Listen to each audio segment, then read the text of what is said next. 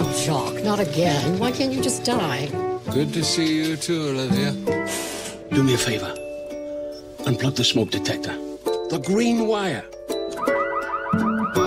What the fuck happened to you? Suicide. Attempt not successful. Heart attack. Number 5. Yeah, to me it was very much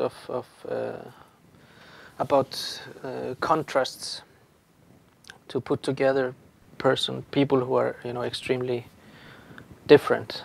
And in the case of Jacques and Lucas, it's both like types of characters that I've always been fascinated by. I get fascinated by the, you know, rude men, I guess, men who are rude and seem horrible on the surface, but you can sense that underneath there's something sensitive, and in fact they're just trying to protect that sensitive core. And I've also been fascinated by people who are too open, who are too vulnerable and have no protection. There are always some people who don't change, and they have like the eyes of children, and they are often too sensitive to deal with life. Yes, very nice. And then some oil on the fire, which is a girl. Bombs away. What I am interested in is that this bar goes on after I'm gone. From now on, you're my student. A bar is a magical place to me, and it's a place where, you know, things can happen that don't happen at home or out in the streets. It's like it's closed from the world, and you can say things and do things that you might not do outside of the bar. And also very often there's like a very special relationship between the bartender or the bar owner and the guests, and it often becomes like a theater. So in fact the bar owner becomes some kind of a performer, and the customers are watching. Yeah, Jacques and the bar is almost like the same person. The bar has the personality of Jacques, and the bar has adopted all his crazy ideas about life and his strange philosophies. No arty-farty fashion bullshit, like the old days, do you hear me? A bar is no place for women. They have the cafeterias and the patisseries. Never be friendly with a customer. I'll have a Bloody Mary, please. And do you have organic tomato juice?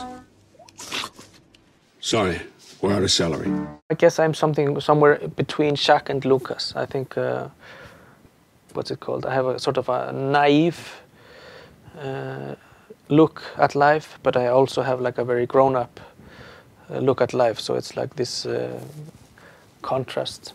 I mean, that's the setup. It's a story of the master and the pupil, but in the end, you know, the master, he learns as much from the pupil as vice versa. I like films that are open and have like throw a lot of ideas up in the air, and you, as a spectator, you have to sort of piece them together and come to your own conclusion. Let me get you something to drink. What would you like? Champagne.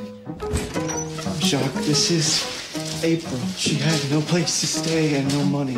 Women can seem cute and charming on the surface, but underneath they're the same universal bitch.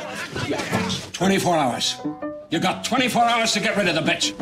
I put a lot of work into the dialogues, and I wanted them to be like, you know, well-written dialogue. Like in real life, people, you know, don't always say the right thing at the right moment, but, you know, I wanted the movie to have that element that people are like saying, you know, always the right thing.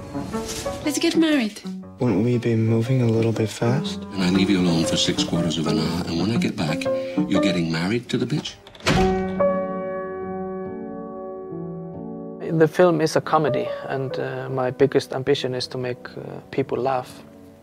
But I often find comedies a little bit empty, and I hate the happy ending. Nothing is like less satisfying for me than a happy ending. So I've been like making experiments with combining tragedy and comedy.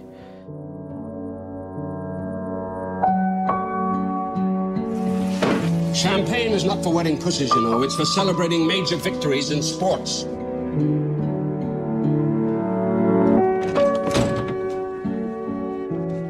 Where is the lady room? No lady room.